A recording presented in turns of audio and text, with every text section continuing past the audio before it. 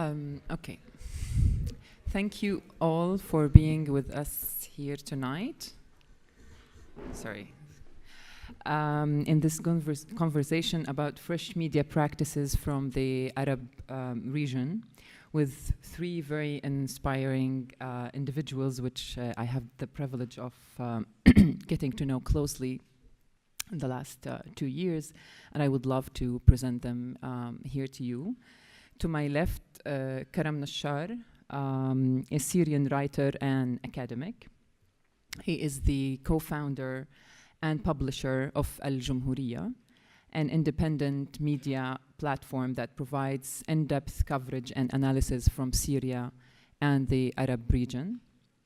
Lina Attalah, an Egyptian award-winning journalist. Attalah co-founded Mada Masr in 2013, a leading independent media voice in Egypt. She was previously the editor of Egypt Independent. And Maan Abu Taleb, who's a writer and cultural editor. In 2012, Abu Taleb launched Ma'azif, now the leading online music magazine in Arabic. He's also a fiction writer. The moment the three institutions headed by these three individuals, Al-Jumhuriya, Mada Masr, and Ma'azif, were founded is a founding historical moment in the region. A decade ago, millions of people took to the streets in one Arab country after the other to demand justice and freedom, and to practice it as well by occupying public spaces and mounting political debates and conversations that were silenced and persecuted. So my first question to open up this conversation actually is to contextualize this moment. So it's a question for the three of you. Looking back today at that moment, how was the establishment of your institutions affected by that moment, and how did you actually manage to respond and converse with that political change? So maybe Lina, would you like to start? Okay. Okay, so we actually responded more specifically to a slightly later moment, which is 2013. It was a moment when there was a major political transformation in Egypt that basically heralded or kick-started the current political state we're in right now, which to those of you who are following Egypt is not particularly a happy political moment, in the sense that there is a level of control and restrictions on public freedoms, on political and civil rights that we're experiencing in unprecedented ways. And back in 2013, we were a group of journalists who used to work in another newsroom but were kicked out of it because of political disagreements with the administration.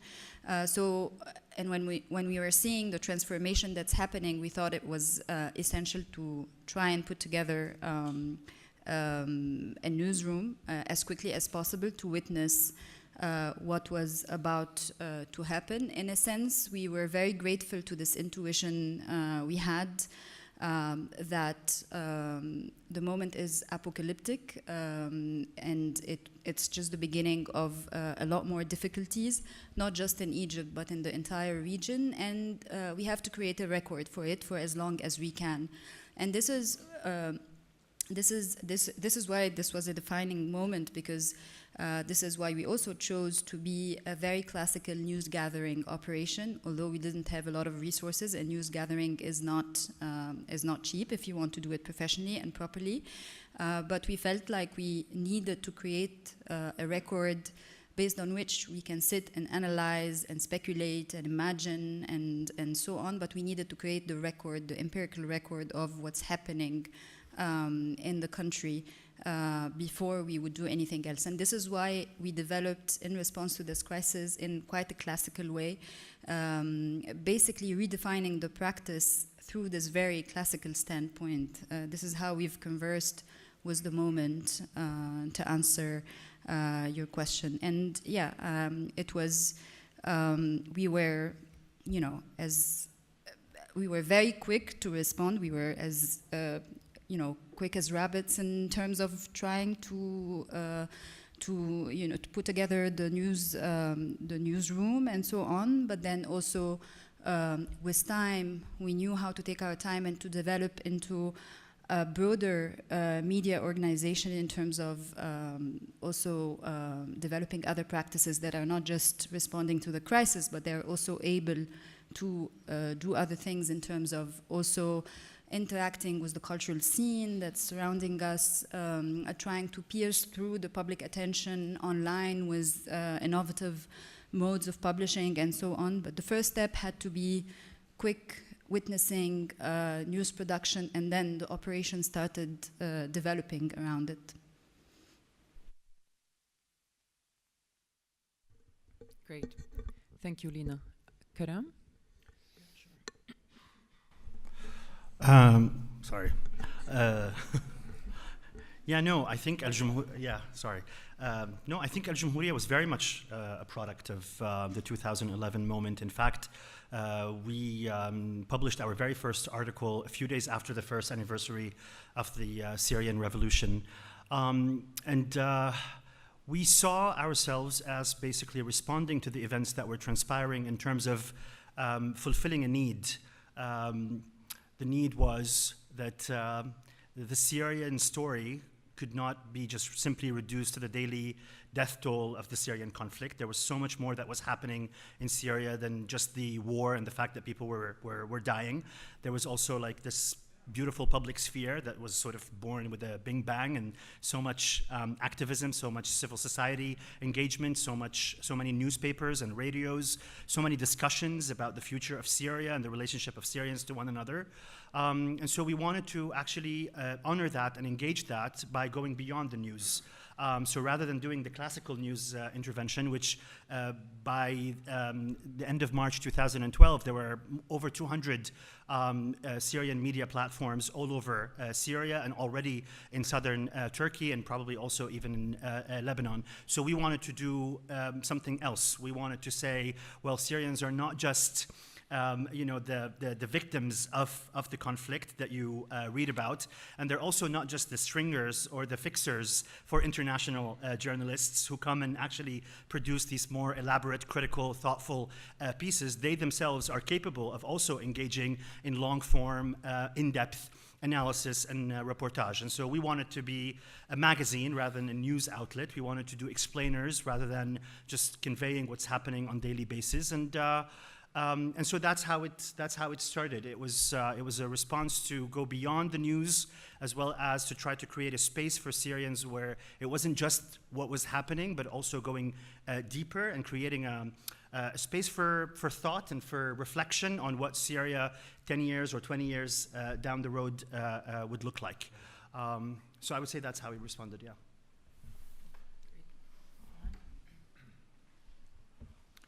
Us too, with us and Ma'azif, when we started, it was a direct response to the events in 2011. What transpired was that there was an explosion in cultural production around the Arab world, and at the same time there was a big generational gap between the people who were making this music or art or movies and the people who were attempting to write about and critique these works. And we found this opportunity to start doing, to create our own critical discourse according to our values, what we think is important, not copy anybody else's values, whether it's our parents' generations or Western values of what's good and what's beautiful. And the important thing was to be able to do this in Arabic. And with that established language that we all can discuss with each other, Tunisians, Palestinians, Egyptians, Iraqis, without having to go through Europe to discuss our own culture. And that was the initial impetus to start.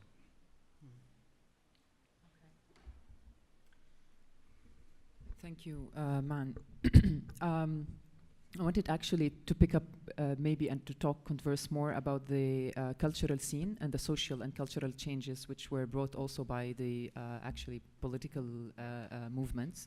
So if you want to talk about that a little bit more, and maybe Al-Jumhuriya experience in that regard.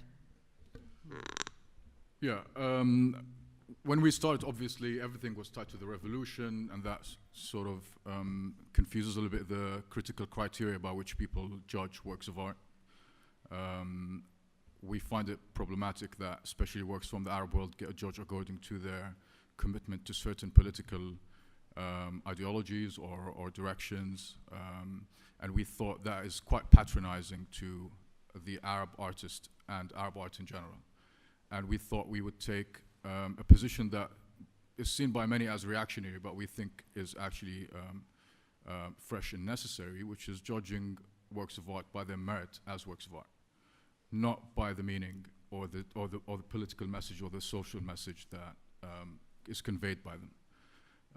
And that helped us reach a wider audience, because although some people saw our project as not necessarily political, in our opinion, what is more profoundly political than saying this is, this is bad politics, this is good politics, what's more profoundly political is to create a new critical discourse. And that's always been our project. And that's been changing according to our own ideas of what is good art and good culture, and then what we actually gather from the art that's being created all over the Arab world.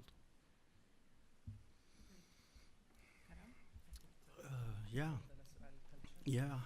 There's so much to be said, quite frankly. I think in the Syrian context, after 40 or 45 years of complete repression, and where, I mean, even in comparison to Egypt or Lebanon, obviously, or even Kuwait or Syria was just a complete, dark spot. There are like no newspapers, no magazines. People are terrified to even mention the name of the president, even in their own households. And so in the very first few years, 2012, 2013, 2014, we felt that, bearing witness to what was happening in the country was primarily, perfectly and very closely connected to the sort of political uprising, which sort of implied a kind of duality or a kind of dichotomy between a society that was in revolt and a very repressive state. And then, as things progressed, and obviously reflecting certain political realities on the ground, as certain elements of the opposition turned out to be as repressive as the regime, and we just felt that we were very much involved, propelled. So it wasn't just like involved, it was like sort of we were being propelled to explore more radical and fuller meanings of freedom. And so it felt to be organic, not forced at all, and not to actually step beyond this dichotomy and to not just talk about the political aspect of things and what was happening in terms of the regime vis-a-vis the opposition or the regime vis-a-vis society, but also what's happening between men and women, between what's happening in terms of gender and sexuality, which continues to be an extremely changing and sort of revolutionary in a sphere nowadays in Syrian society, whether inside Syria or outside Syria. And so that, for instance, led to what I would say a defining moment in Al-Jumhuriya, when we sort of commissioned, I would say, a pioneer dossier on gender and sexuality, on queer identities in Syria in 2016, 2017, 2018. We worked on that throughout a long period of time, and now we have a running sort of content on this issue, both from inside Syria as well as the diaspora. So that's one. The other thing is the diaspora, obviously. And so, for the first few years, we were sort of in denial. Everybody thought, this conflict is going to end, and it's going to sort of, everything was going to lead us to this moment where there's real democratic transition. Syrians were going to be able to go back to Syria. We're not going to be an exilic media platform. And so that meant sort of not really engaging radically and thoughtfully with being in Lebanon or being in Turkey or being in Germany or being in Sweden. It's transient. We don't want to really confront it.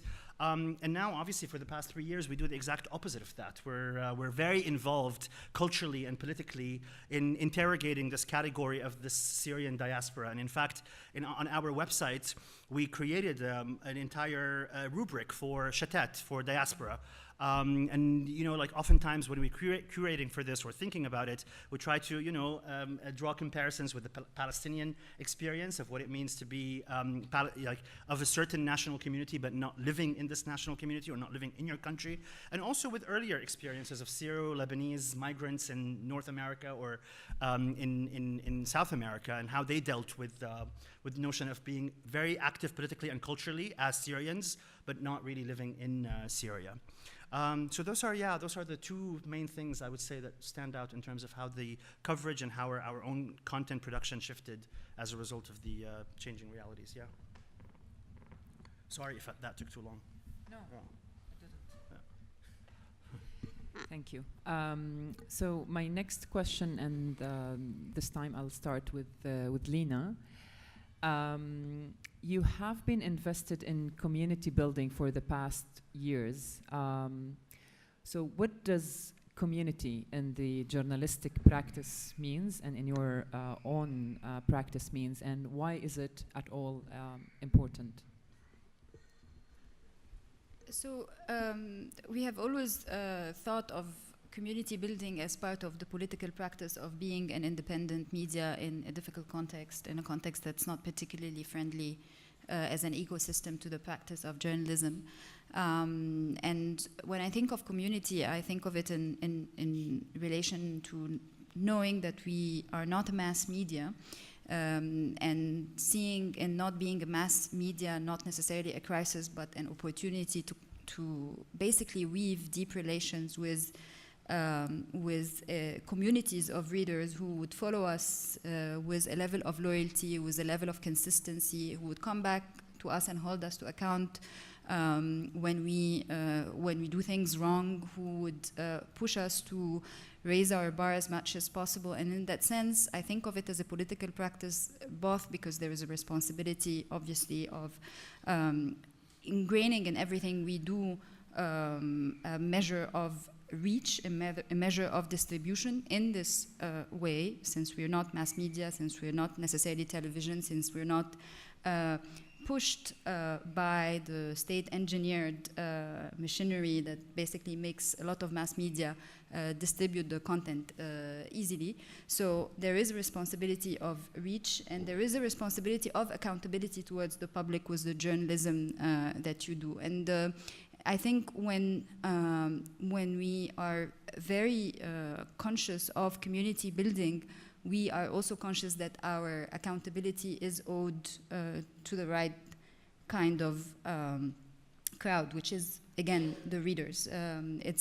Of course, we have a lot of accountability towards partners who provide us with funds, with partners who, make investments in the work we do, but also primarily the accountability should be towards the community. How we do that is also, besides, of course, all the measures that we take in order to distribute our content in ways that would reach different communities, is that we have also taken to organizing events, to bringing people together, to discuss pressing issues or discuss, recent cultural production that is of interest, of shared interest between different communities of our readers. So we've been very centered on that, and sure enough, this is also what propelled a part of our membership program, which is an important aspect of our revenue generation model, which is that basically, again, part of wanting to be accountable towards our communities, our readers, is to also tell them that you have to support this media if you want more of it and better quality of it as we go. So sure enough, consolidate a part of a consolidated community that follow us are members who directly support the work we do through the membership program.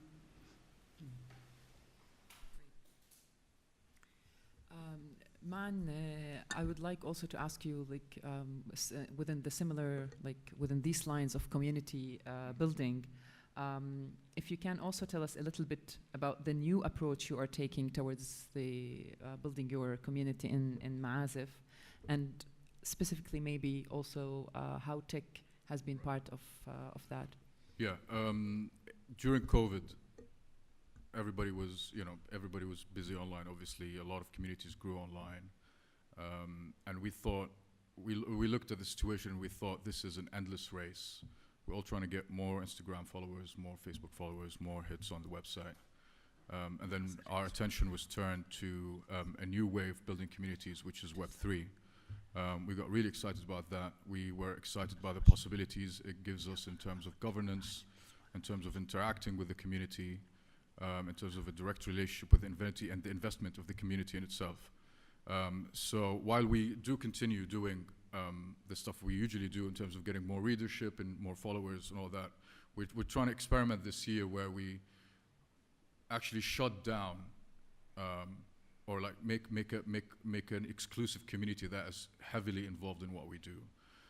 So we moved from Slack, for example, to Discord, where Discord has options that allows you to verify who the users are and whether they are members of this community or not, and then to be able to interact with them in ways that weren't previously available. So instead of having an army of sleepy Joes, now we have a small buzzing beehive, basically. And this is what we're finding very exciting. It's very also energizing to the team itself, because basically we opened the Discord for about 2 hours, and then about 500 people went in. 500 people were very interested, and these people are actually feeding into the editorial team. They're giving us ideas. They're giving us new music to listen to. We're actually sometimes pitching ideas to them, and they're responding. Obviously, you're gonna have bad actors every once in a while, but then there's a kick button in Discord, and you deal with that problem. So. This is the direction we're trying to go in this year, and I think it's quite also what it offers you as well is that it has some economic incentives, both for us and the community, that are quite exciting to explore. I could say probably a couple of things about this. I didn't want to engage that question, and then I thought of something maybe a bit smart to say. I don't know. No, I think in the Syrian context, to be very honest, given the sense of despair that was all-encompassing by 2017, 2018, we felt that being visible, being present in the public domain, except obviously we're writing this content and putting it out there, but the minute you try to engage sense of creating a sense of community, people ask you what is this for? Does it really matter? Are we ever going to be able to go back to Syria? Does it really matter to bear witness or to discuss the relationship between different communities, or to engage in journalism?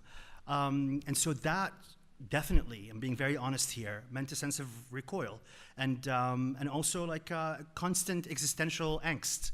And so we just wanted to keep doing what we were doing. And one of the things that helped us slightly and gradually break out of the sense of despair and isolation was, as I said yesterday in the other panel, was the fact that breaking out of the Syrian exceptionalism, trying to take a step back from the Syrian echo chamber and say, well, Al-Jumhuriya is not just is not just interested in Syrian navel gazing and just, contemplating on how utterly hopeless the situation is for our specific country. We're also part of a larger Arab moment. And maybe if things are not going so well in Syria proper now, Syrians in Lebanon, in Turkey, in Germany are part of a wider moment where it's not just political transition, it's cultural emancipation. And in that regard, being friends with these people, being comrades, being partners, being members of an Arab community and a Mediterranean community and a European community, where it sort of helped our readers break out of the sense of despair, and sort of we galvanized them back into following what was happening.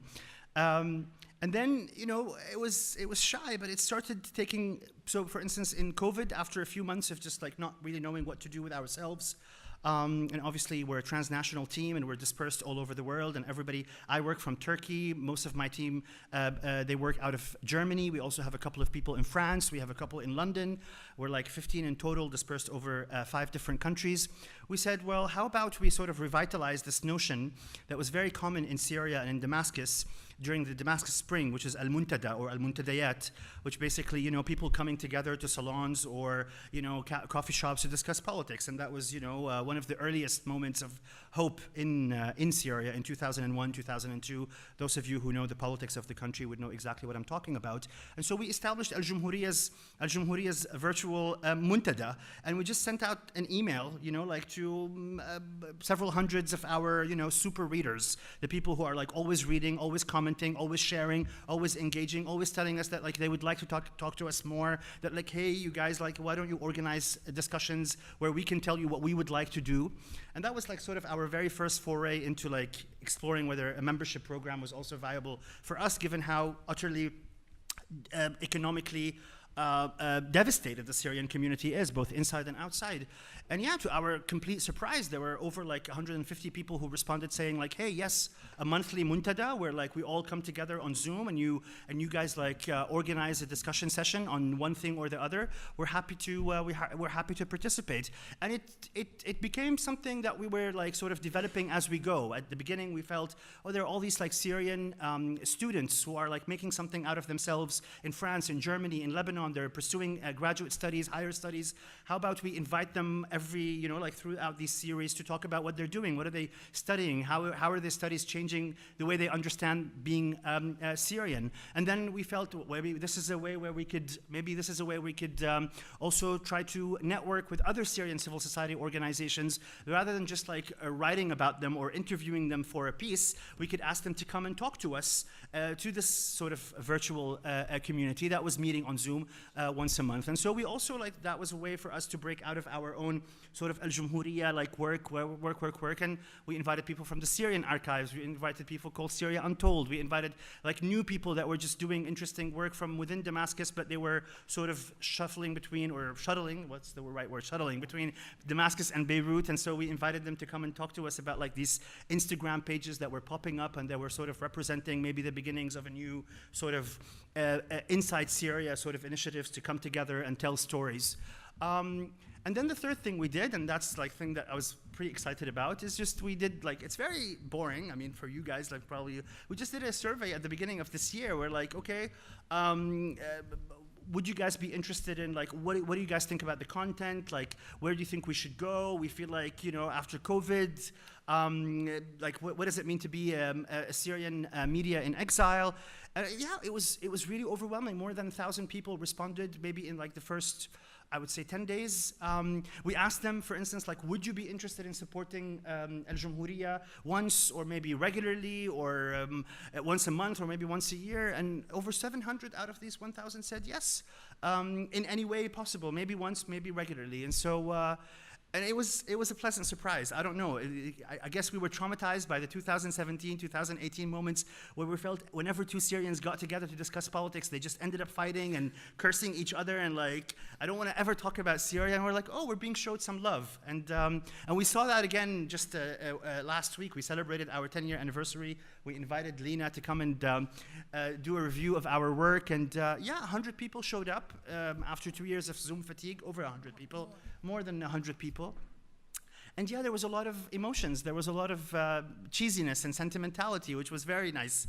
And so, yeah, it seems to be not so bad, and that there is a sense of a community, and that it's not just about the reportage that we're doing, but it's also the address that we represent for a lot of people all over the world, that we stand up for certain values and that they want to be associated with us, you know, as a part of a community of readers and writers. And so, yeah. Shukran, Karam. And those of you who maybe attended or heard about, like, there was the panel yesterday where we actually talked about the community building of yesterday. Hala was there, Michael, the new Febrayer. Okay, so I'll end up with the last question, and maybe then we will open the floor for questions. And it's a question for the three of you about the kind of forms and tastes that do actually inform your journalistic practices. So, Lina, would you like to start? Sure. Of course, being digital is, being online is both an opportunity but also a challenge, because in many ways we're pushed as media into, and we're pushed, but at the same time we resist into like a massive act of mimicry, as in everybody is producing in certain ways, less words, more visuals, and so on. And not necessarily because we're dinosaurs, but because we are interested in the word, and the power of the word, and the power of literature, and the relationship between literature and journalism, for example. So when we were thinking of developing our forms, it was more in the direction of how can we develop our written accounts, make them more compelling, make them more innovative in how they are laid out on the website, as opposed to trying to just simply say, okay, we're not going to produce, for example, long form, instead we're going to produce videos and so on. So that's a main thing, how to work within the written word, especially to a public that appreciates well-written accounts, be it in journalism or in literature or whatever. And some of our investigations, and there are hardcore investigations into, for example, the wealth of the Ancien Régime, of the Mubarak regime, or the assassination of a major political figure in Egypt, who is the public prosecutor a few years back. These were heavyweight investigations based on documentation, based on data. But for us, the idea was to render this heavy data into compelling narratives, into compelling stories, and not to simply say that people online like videos, so we'll just go for videos. So that's an important thing. And within that, for example, right now, one of our main focuses, because the main story in Egypt is an economic story, is a story of an economic crisis. So we are also trying very hard to rethink how to develop economy journalism, which is very much historically developed to converse with the experts, converse with the investment bankers, and so on, how to turn it into a knowledge output, a journalism output that resembles us, that resembles our values. So, for example, we are trying to work less with the formal indices and the formal data, and we're trying to basically revert to what does it mean to be poor in this country? How can we tell stories and experiences of poverty that resonate with people, that render a lot of invisibility visible through the work we do, which is ultimately the function of our project. So that's one aspect. So how do we triumph the power of the written word, the written account, through rigorous editorial practices, through reminding that even though we are a small media, even though we are comparatively a small-scale media, but how can we restore this relation between editors and writers in such ways where the story that comes out, it comes out of major collaborative and interaction and even fighting between editors and writing and writers. So that's the main thing in terms of the form that we are very cognizant of. And then the last thing I'll say is that, like I said, the beginning of our work was, we like to call ourselves the children of crisis because of that apocalyptic summer of 2013 when the political transformation was starting in Egypt. So we were a bit like, if some of you read Walter Benjamin, we were like that angel of history who's like looking at the past with horror, but also sort of pushed into the future, while looking at this horrific past of ours.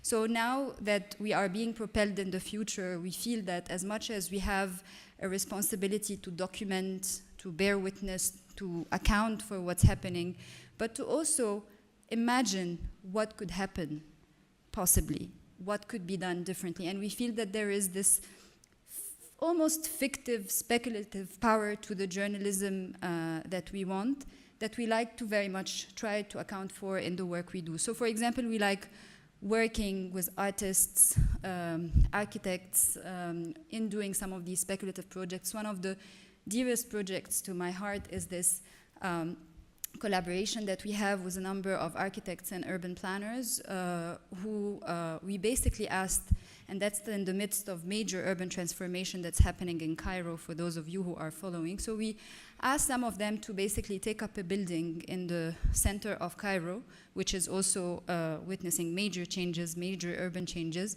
And we told them, you know, imagine you are commissioned by the government to make a major adaptation, reuse building project within that spot. What would you do? And the results were really interesting because those architects started building buildings on paper, started building maquettes, and started rendering them in such ways where we can publish them. But also part of the process was to provoke people to think and to imagine how do they want to see the city differently, and where do they find the problem in what's happening now with the changes that are taking place and that are being engineered by the ruling authorities. So basically the power of speculation and imagination is as core to what we're trying to do as the power of documentation and bearing witness and interacting with the thick reality that surrounds us. So that's what I would say, is our relationship with forms of production. And, I think of form, as you probably know, very much as something that intertwines heavily with the content. So I don't separate them. So. Thank you, Lina. Maan, would you take up this question? We try to use shock and awe to change people's taste. So we think that taste is, at least in music, is a virtue. So we take that quite seriously. And we, for example, what we do is that we sometimes go to music that people completely overlook and then deal with it purely as music. And we went to an extreme once where we actually went to jihadi music. And we wrote, we went to jihadi music, and then we decided to write about jihadi music as music, focusing completely on the aesthetics, and then through the aesthetics of jihadi music, try to read the meaning in why do people listen to this music, right? So the question is, it's not, oh my God, this is terrible music, and then we need to fight it. The question was, this is jihadi music, this is what it sounds like. Why do people who are not jihadis listen to jihadi music? So that was one we did. The other one, which I was actually quite fond of, is that we did a feature, a dossier of about 12 articles on the use of autotune and how it changed music all over the world, not just in the Arab world. And the fact that, for example, actually first took hold in Rai music in Algeria in the 90s. So, stuff like that. And the last one that we always focus on, and that always actually people react quite violently to, is when we discuss Maharaganat music and some types of Arabic pop music. And there's always, it's international, not just in the Arab world, but the whole idea is that if music is popular enough, then it's necessarily low art, and then high art is necessarily exclusive. We like to challenge the idea as much as we can. We developed this concept. We actually stole it a little bit from Mark Fisher, but then we added to it. And that's the concept of popular modernism. The idea that, art can be at once great and popular. And this is sort of the ideal we like to push and the taste we would like to promote. So we don't like to basically take a bird's eye view towards the music scene all over the Arab world. We like to get in deep and try and get messy with it.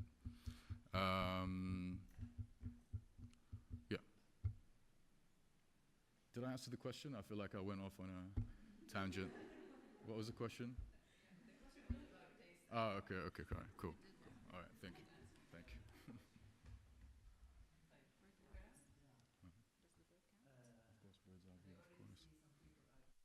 There are more questions coming. So I need to hurry up. I think, quite frankly, Syrians, compared to within the Arab context, I think Al-Jumhuriya probably is a double dinosaur, because on the one hand, we are considered to be like the custodians of classical Arabic language. We're like, because of the Ba'athist regime and all of like certain elements of modern Syrian history.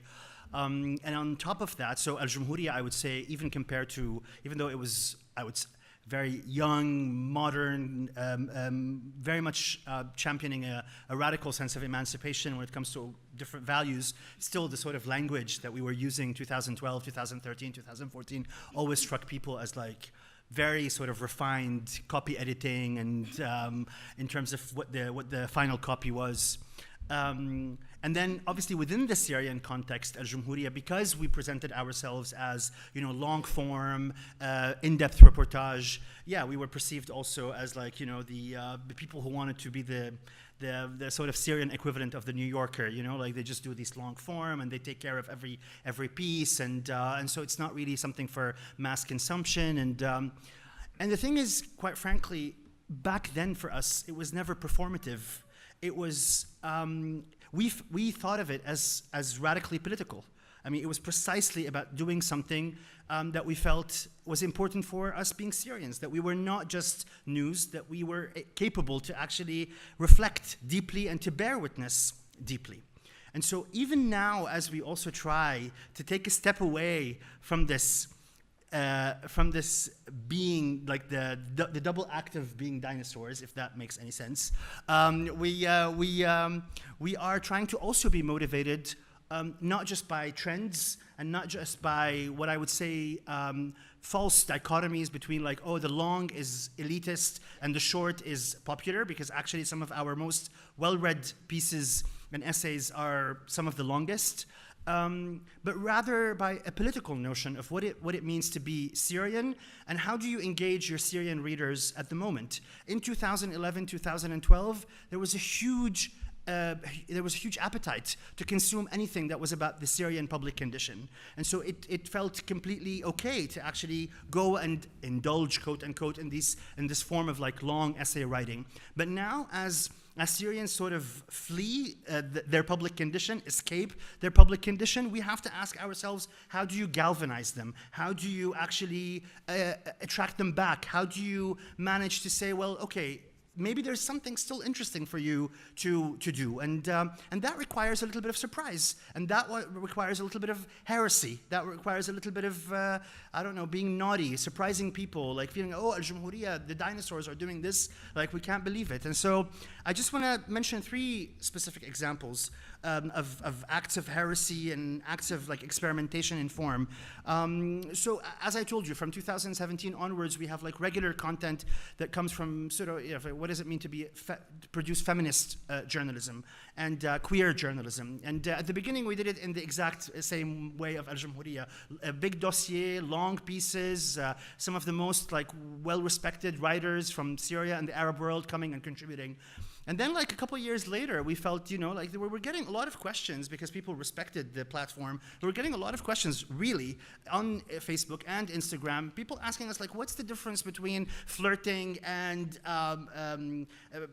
sexual harassment? People were like actually, and so we sort of, one of our writers, she sort of revived this sort of very well-established genre of like an elderly woman giving love and sex advice to like young female readers that comes from like all over, that we have from all over the world.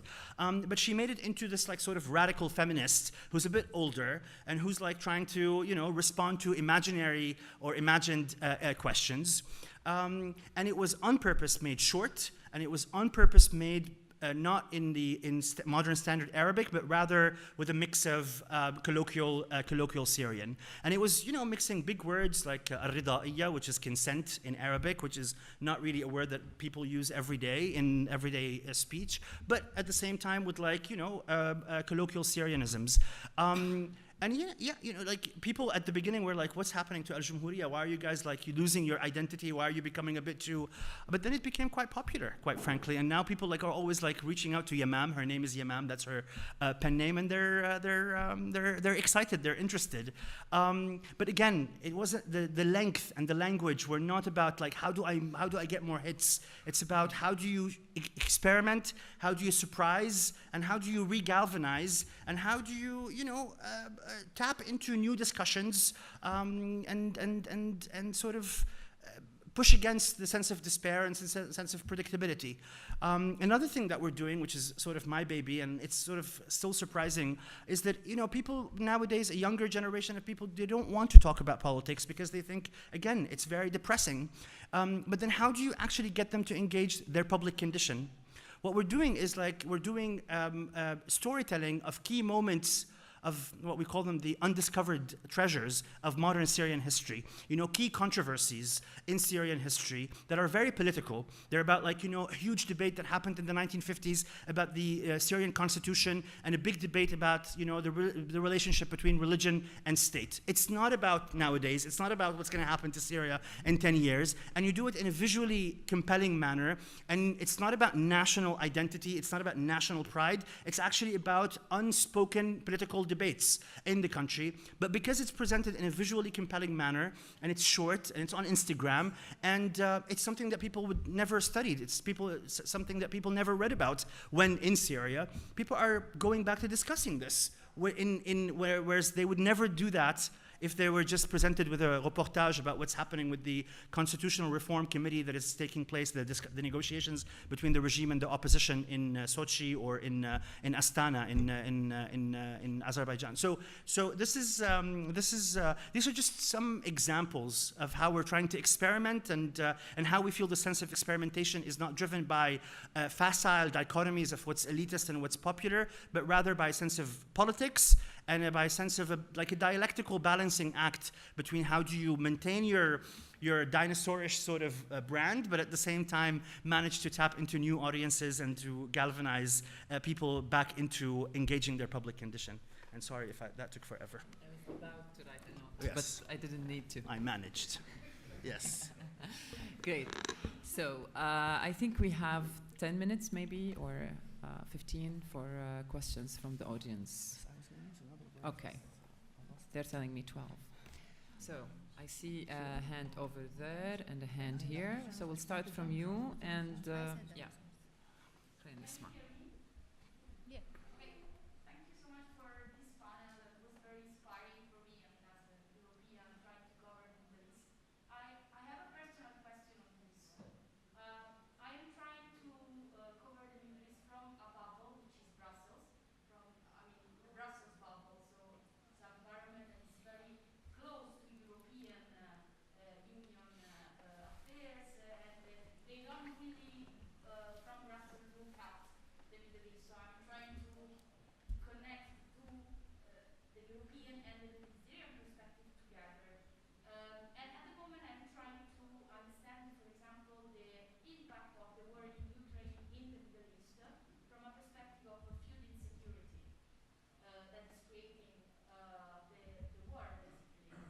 And my question is, how would you suggest, which perspective do you suggest to use to cover such a topic in a way that don't upset Arab people? You know what I mean?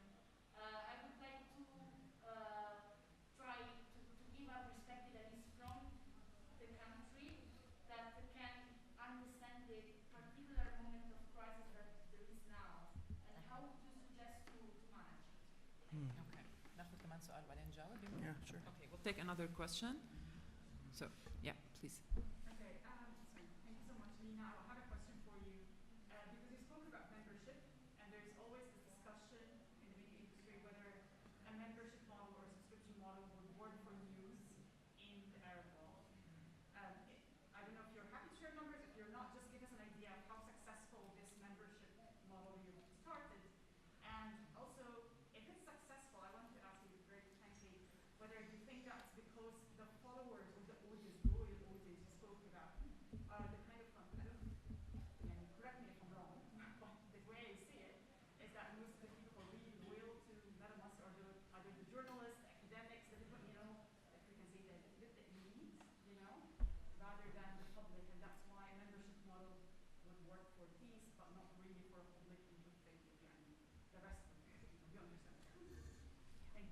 Great, thank you.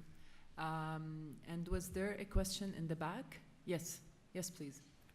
You talk about art, pop music, and I wonder if you are also considering the southern part of where you are, maybe Saudi Arabia or the United Arab Emirates, where only very recently we have seen new theater movies that were not existing before 2015. The Riyadh Winter Festival is something that counts young people doing what we do in Europe that were not doing before.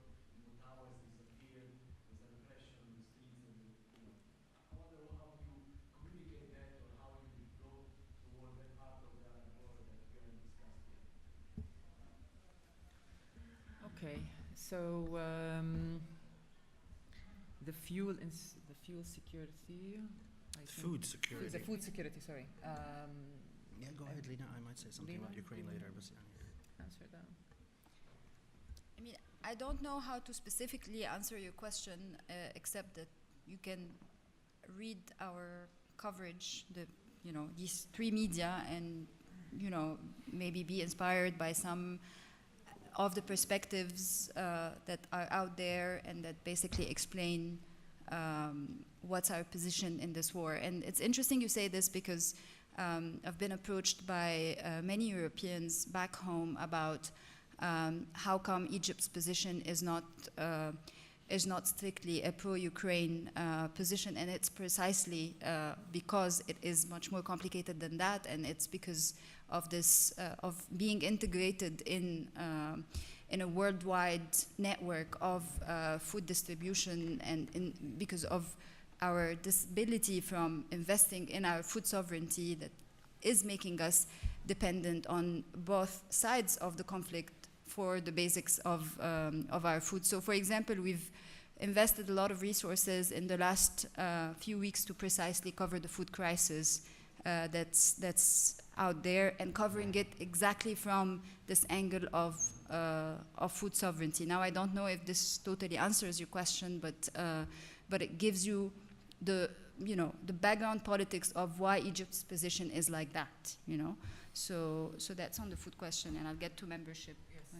If you have something to say about on Ukraine, I mean, I didn't quite, to be honest, like, I don't know if this would be like a proper answer, but for us as Syrians, quite frankly, at least in terms of our constituency and our readers, there's unequivocal empathy with Ukraine. And so we feel that we feel that we're like the Ukrainians before the Ukrainians in many ways, and so we felt oftentimes that we were, as we started to cover what was happening in Ukraine with the war, that we were sort of called upon to speak on three different fronts. On the one hand, we wanted to actually cover what was happening in the country. We wanted to reach out to Syrians living inside Ukraine. We wanted to also feature the same way we were being asked to be featured 10 years ago. Listen to what the Syrians are saying. Don't just talk to international correspondents who are going to Ukraine. Try to talk to Ukrainian journalists. We try to do that. We try to reach out to independent media platforms in Ukraine to tell people where they can find information on what's happening in Ukraine. We were translating a lot of content on also the origins of the conflict between Russia and Ukraine, and also on Russian conservatism and Russian imperialism and its intellectual origins. And that content was extremely popular among our readers. But at the same time, we felt that we were being also like called upon not to just engage in that process of coverage and content production, but there was two different fronts. On the one hand, suddenly, Syrians were being like featured in international news in a very derogatory manner, in a very dehumanizing manner.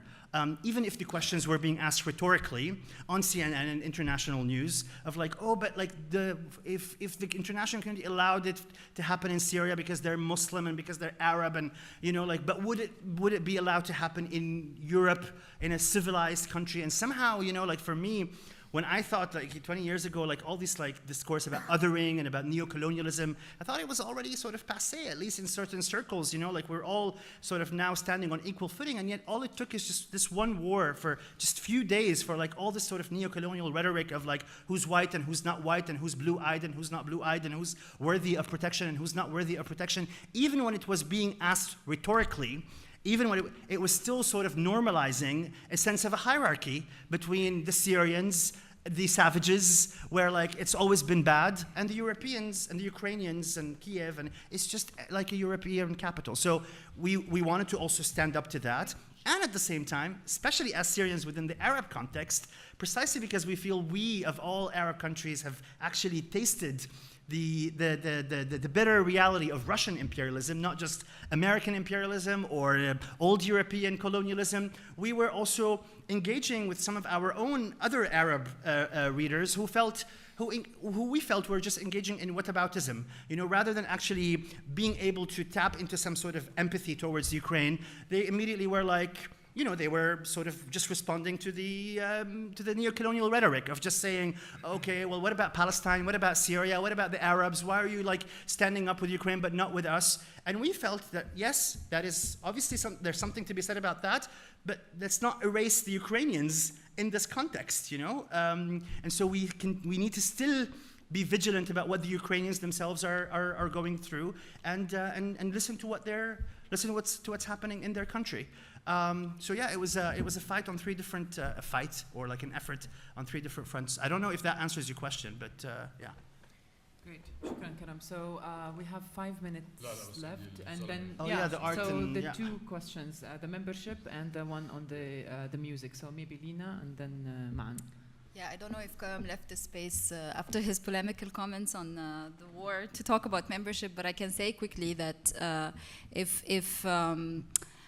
there is something exciting about the work we do in the discomfort that it provides us, and I think one of the most challenging exercises has been to try to think of a revenue model at the beginning of this endeavor some 9 years ago, in a context where there is very little effort made in this arena of how can you generate revenue in ways that can guarantee your independence, because media in Egypt is totally funded by mostly public funding or direct state investments or private money that is extremely political as well. So in that sense, working towards building this membership model and then piloting it and then developing it and then also trying to work with the challenge of scaling it, which is where we're at right now, has been a fascinating experience of knowing that it's possible, knowing that this is the resources you need to invest in order to, render this romantic idea in mind of having a really publicly, not in terms of the state, but publicly in terms of the audience, funded media, and have it continue to be independent through this type of funding. And yeah, I mean, there's no issue for me that the initial base of members are the loyal members who you called elite, who have the privilege of spending a monthly amount or an annual amount to support the media that they like, especially in a context where you don't have that culture of supporting with money. But now that everything is up for subscription, specifically like the streaming services and all of that, the Arab world is catching up. So we are also totally capitalizing on that in developing our own subscription model. But what I can say, the effort of the wrestling with making it work, investing the right kind of resources in it, is all worth it, and it's starting to pay off. And I think if we want to talk quickly about a number to, as an indicative of why I think it's working, if we are a media working in the most hostile of environments and we are able to generate somewhere between 15 to 20% of our budget through a revenue generation model, then definitely we have a responsibility to keep trying to push it.